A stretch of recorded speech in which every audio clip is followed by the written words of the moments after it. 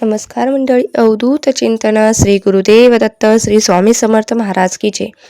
बघा, अनेक वेळा असे घडते की पती खूप मेहनत करतात, काम करतात, तरी पण कामात अडथळे येतात. नोकरीत प्रगती थांबते, व्यवसायात नुकसान होते, घरात तणाव वाढतो किंवा आरोग्याच्या छोट्या मोठ्या समस्या ह्या सतत मागे लागतात. अशा वेळी प्रत्येक पत्नीच्या मनात एकच इच्छा असते की माझ्या पतीवरील संकट दूर व्हावे, त्यांना उत्तम आरोग्य लाभावे, त्यांच्या जीवनात सुख समाधान यश यावे. याच कारणामुळे यावर्षी 29 जून सोमवारी वटपौर्णिमेचा दिवस हा अत्यंत शुभ मानला जातो. या दिवशी पतीवरून तुम्हाला फक्त एक साधी गोष्ट ओवाळून टाकायची आहे. हा एक पारंपरिक उपाय आहे. आपण जर श्रद्धेने केला तर हा उपाय केल्याने पतीवरील सर्व संकटे तर दूर होतात, त्यांच्या आयुष्यातील अनेक अडचणी कमी होतात, त्यांच्या प्रगतीचा मार्ग अधिक सुकर व्हावा या भावनेने हा केला जातो.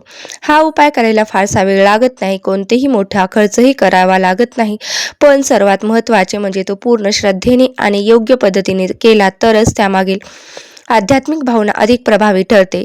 म्हणून आजच्या या व्हिडिओमध्ये हा उपाय कसा करायचा, कोणत्या वेळेत करायचा आणि कोणती काळजी घ्यायची हे सर्व अगदी सोप्या भाषेत मी तुम्हाला सांगणार आहे. त्यामुळे तुम्ही व्हिडिओ स्किप न करता शेवटपर्यंत नक्की ऐका. बघा, येणारा प्रत्येक दिवस तुमचा ऐश्वर्यात, सुखात, समाधानात जाओ, निरोगी जाओ हीच मी स्वामींच्या चरणी प्रार्थना करते. बघा, वटपौर्णिमा हा केवळ एक सण नसून अखंड सौभाग्याची साथ आठवण करून देणारा पवित्र दिवस आहे. अनेक वर्षापासून आपल्या संस्कृतीत या दिवसाचे विशेष महत्त्व मानले गेले आहे. प्रत्येक सुवासिनी महिला ही पतीच्या उत्तम आरोग्यासाठी, दीर्घायुष्यासाठी त्याची पूजा करत असतात. त्याच्या आयुष्यातील सर्व अडथळे दूर व्हावेत म्हणून श्रद्धेने हे व्रत पूजा करत असतात. या दिवशी केलेली प्रार्थना ही केवळ फक्त एका व्यक्तीसाठी नसते, तर तिच्यासाठी संपूर्ण कुटुंबाचे सुख दडलेले असते. कारण पती सुखी असेल, निरोगी असेल तरच त्याच्या कार्यात यश मिळतं आणि त्याचा आनंद संपूर्ण घराला, कुटुंबाला मिळतो. घरावरील वातावरण शांत राहतं, आर्थिक अडचणी कमी होण्यासाठी सकारात्मक मार्ग निर्माण होत असतात. व्यवसायातील सुद्धा आर्थिक समस्या दूर होत असतात. व्यवसायासो किंवा इतर जबाबदाऱ्या प्रत्येक क्षेत्रात चांगली प्रगती व्हावी यासाठी प्रत्येक पत्नींची मनापासून इच्छा असते की म्हणून वटपौर्णिमेच्या दिवशी केलेली पूजन आणि प्रार्थना आणि प्रत्येक धार्मिक कृती ही केवळ परंपरा नसून ती एक श्रद्धा आणि विश्वासाने करणे अधिक महत्त्वाचे असते. आपल्या धर्मग्रंथामध्ये वटवृक्षाला विशेष स्थान दिले आहे आणि हा वटवृक्ष स्थैर्य, दीर्घायुष्य आणि संरक्षण याचे प्रतीक मानला जातो. म्हणून या दिवशी वडाच्या वृक्षाची पूजा केली जाते. त्यामध्ये केवळ धार्मिक कारण नसून एक पतीच्या दीर्घायुष्याची आणि कुटुंबाच्या सुख समृद्धीची मंगल प्रार्थना जोडलेली असते. सावित्री आणि सत्यवान याची कथा आपण सर्वांनीच अनेक वेळा ऐकलेली आहे, पण सावित्रीच्या अर्थ श्रद्धेने, धैर्याने आणि पतीवरील तिने सत्यवानाला पुन्हा जीवन प्राप्त करून दिले असे आपल्या धर्मग्रंथामध्ये सांगितले आहे. त्यामुळे आजही वटपौर्णिमेच्या दिवशी सावित्रीचे स्मरण करून भक्तिभावाने पूजा केली जाते. याच भावनेने अनेक स्त्री या दिवशी आपल्या पतीसाठी व्रत करतात, पूजा करतात, त्याच्या सुख समृद्धीसाठी ईश्वराकडे प्रार्थना करतात. ही श्रद्धा हीच तर या दिवसाची खरी शक्ती आहे. जेव्हा शक्ती आणि विश्वास, सकारात्मक भावना एकत्र येतात तेव्हा मनातील मोठा आधार मिळतो आणि आपण हा जो उपाय जाणून घेणार तो देखील याच श्रद्धेवर आधारित आहे. ही माहिती तुम्हाला कुठूनही सहज मिळणार नाही, त्यामुळे तुम्हाला व्हिडिओ स्किप न करता शेवटपर्यंत ऐकायचा आहे, जेणेकरून तुम्हाला संपूर्ण माहिती मिळून जाईल. बघा, हा उपाय अधिक भावनेने, भावपूर्ण श्रद्धेने केला तर वटपौर्णिमेच्या दिवशी हा उपाय करण्यापूर्वी तुम्हाला एक गोष्ट लक्षात ठेवा. कोणतीही धार्मिक उपाय किंवा वस्तूमुळे यशस्वी होत नाही, तर त्यामागील श्रद्धा, मनाची शुद्धता आणि ईश्वरावरील विश्वास या सर्वात महत्त्वाचे असतात. म्हणून हा उपाय करताना मनामध्ये कोणताही राग, मत्सर किंवा नकारात्मक विचार ठेवू नका. आपल्या पतीचे कल्याण व्हावे, त्याच्या आयुष्यातील अडथळे दूर व्हावेत, म्हणून संपूर्ण सुखी कुटुंब राहावे यासाठी मनात प्रार्थना ठेवून प्रत्येक कृती करा. 29 जून सोमवार हा दिवस वटपौर्णिमेच्या दिवशी असल्यामुळे सकाळी शक्य तितक्या लवकर उठावे. रोजच्या दिवसापेक्षा थोडे लवकर उठून सकाळची सुरुवात स्वामींचे नामस्मरण करून श्री स्वामी समर्थ नामाचा जप केला तरी चालेल. या दिवसाची सुरुवात हे सकारात्मक गोष्टीने, ऊर्जेने करा. यानंतर स्नानाची तयारी करायची आहे. स्नान करताना आंघोळीच्या पाण्याचे मुठभर हळद किंवा थोडेसे गंगाजल मिसळावे. गंगाजल उपलब्ध नसेल तर स्वच्छ पाण्यावर भगवानाचे आणि श्री स्वामी समर्थाचे स्मरण करून स्नान करावे. आणि महत्त्वाची गोष्ट म्हणजे भक्तिभाव शक्य असेल तरच पती आणि पत्नी दोघांनाही अशा पवित्र भावनेने स्नान करावे. कृती मागील उद्देश शरीर आणि मनाची शुद्धता आहे. जेव्हा आपण पवित्र मनाने पूजा करतो तेव्हा प्रार्थनेने अधिक एकाग्रता निर्माण होते. स्नान झाल्यानंतर स्वच्छ शक्यतो कपडे घालायचे, हलक्या रंगाचे कपडे परिधान करावेत. महिलांनी आपल्या नेहमीच्या पूजेची तयारी करावी. देवघर स्वच्छ करावे, तिथे दिवा लावावा. आपल्या कुलदेवतेचे श्री श्री स्वामी समर्थाचे पुन्हा भगवान शिवाचे स्मरण करून या दिवसाची सुरुवात करावी. वटपौर्णिमेचे व्रत करणाऱ्या भगिनींनी आपल्या परंपरेनुसार संकल्प करावा. काही जणी निर्जली व्रत करतात, तर काही फलाहार घेऊन व्रत करतात, तर काही आपल्या घरातील परंपरेनुसार उपवास करतात. प्रत्येकाची पद्धत ही वेगवेगळी असते, त्यामुळे तुमच्या घरातील परंपरेचा आदर करून तुम्ही ते व्रत करावे. त्या लगेच वडाच्या झाडाची पूजा करणार असाल तर शक्यतो पूजा झाल्यानंतर उपवासाचा फलाहार घ्यावा. या ठिकाणी अशाच पद्धतीने पाळली जाते. ज्यांना आरोग्याच्या काही समस्या असतील त्यांनी आपल्या प्रकृतीचा विचार करूनच उपवास करावा. आपल्या भक्तीलाही तेवढेच महत्त्व असते. वडाच्या झाडाजवळ जाऊन शांतपणे नमस्कार करा. भगवान शिवमाता आणि सावित्री व सत्यवान यांचे नामस्मरण करा आणि स्मरण करा आणि आपल्या पतीच्या उत्तम आरोग्यासाठी, दीर्घ आयुष्यासाठी, यशासाठी आणि घरातील सुख शांतीसाठी मनापासून प्रार्थना करा. त्या क्षणी फक्त एकच भावना मनात ठेवा की हे प्रभू, माझ्या पतीवरील संकटे दूर करा, त्यांच्या कष्टांना प्रयत्नांना यश द्या, योग्य फळ मिळू द्या, त्यांच्या आयुष्यातील अडथळे कमी करा आणि आमच्या संसाराला कायम आनंद, प्रेम आणि समाधान राहू द्या, अशी मनापासून प्रार्थना करायची.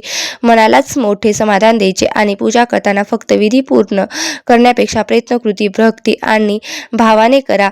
घरी आल्यानंतर तुम्ही लगेच हा उपाय करू शकता. जर सकाळी तुम्ही पूजा केली, वेळ मिळत नसेल तर संध्याकाळी सूर्यास्तापूर्वी किंवा सायंकाळच्या वेळेला तुम्ही पूजेनंतर श्रद्धेने हा उपाय करू शकता.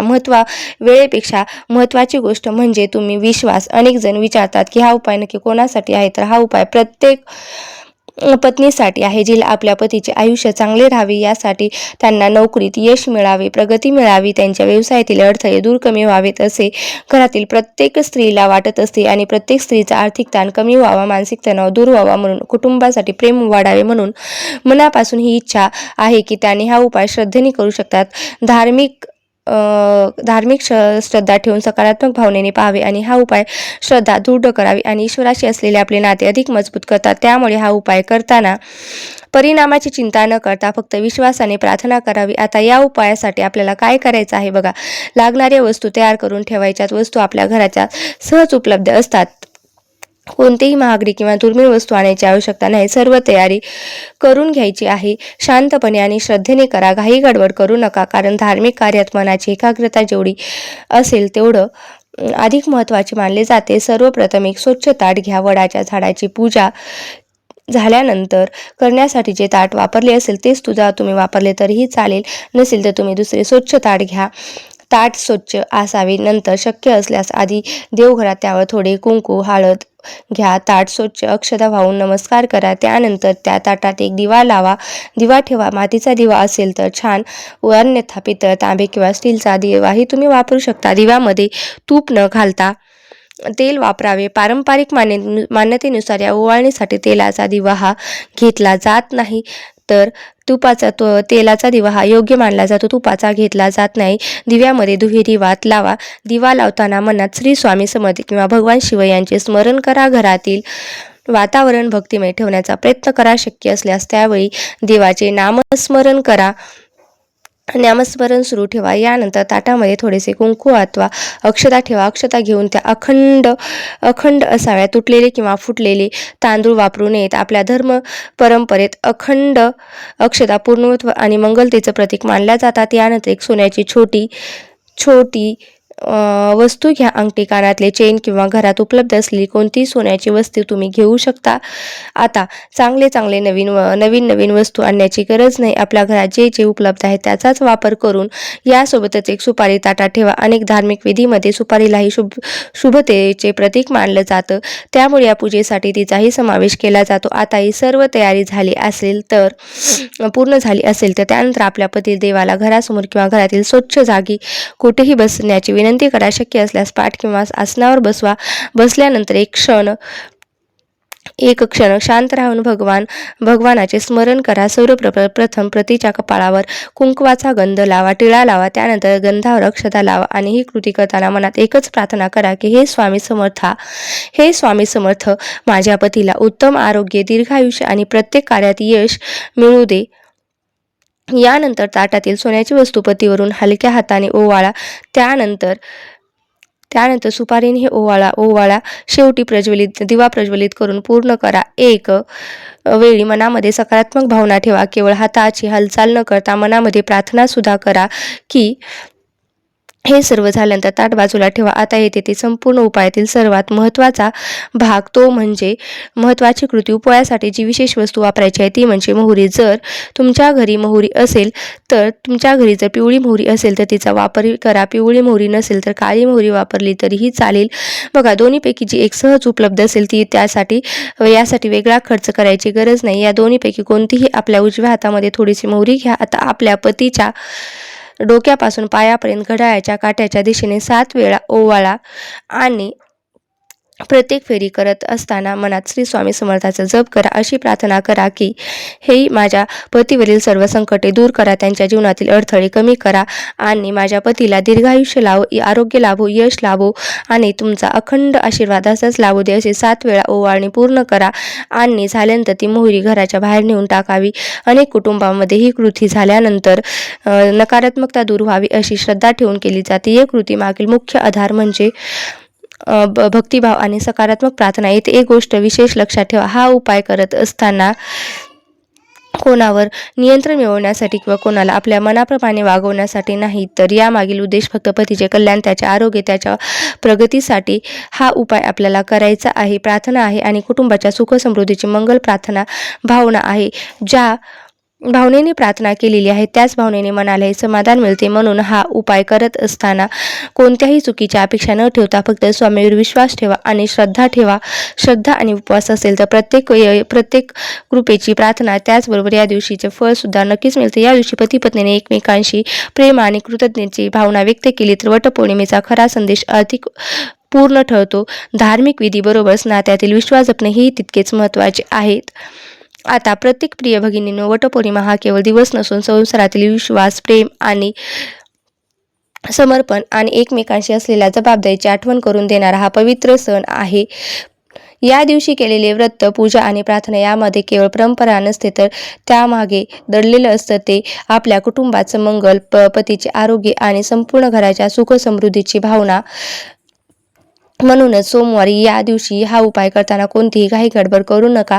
मी जो उपाय सांगितला आहे तो उपाय नक्की करून बघा. त्यामुळे तुमच्या सोमवारी वटपौर्णिमेच्या दिवशी तुम्ही एक वेळेस उपवास नाही केला तरी चालेल, पण पतीवरून ही वस्तू एकदा ओवाळून टाका. बघा, तुमचे नक्कीच पतीवरील आर्थिक संकट दूर होईल, पतीला दीर्घायुष्य लागेल आणि पतीला चांगले यश मिळेल आणि चांगले आरोग्य लाभेल. तुम्हाला जर हा उपाय आवडला असेल तर नक्की मला कमेंट बॉक्समध्ये सांगा. आणि हा उपाय कसा वाटला तोही मला नक्की कमेंट बॉक्समध्ये सांगा. श्री स्वामी समर्थ. जय जय स्वामी समर्थ.